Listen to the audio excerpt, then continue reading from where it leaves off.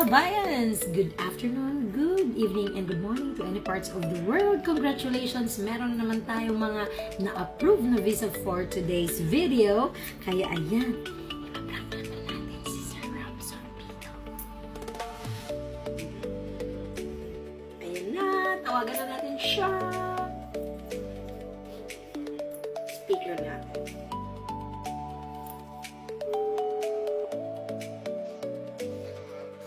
Good afternoon, Sir Ramson Vito.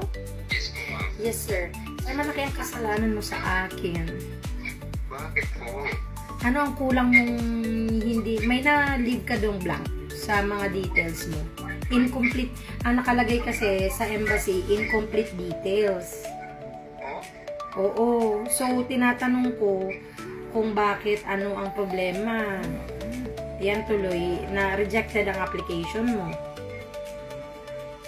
Ganun lang. Ako, nagkakata. Kasi may pinapalitan silang form doon kasi yun daw ang bagong form. So, iwan ko na kung anong na-misplace din na sisabay-sabay naman kami doon eh. Di ka nang opya kina Sir Ken? Hindi na, tinignan ko naman sa kanila. O baka iba ang nakopya mo, baka pati ang nanay ni Sir Ken, yung nakopya mo pa.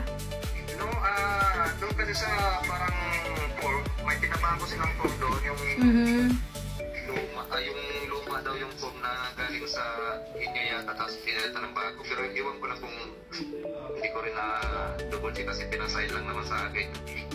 Saka ang pang kasi doon din, yung ID, isa lang din ang kinuha sa akin. Oo, isang photo lang naman ang kinukuha, sir. Okay.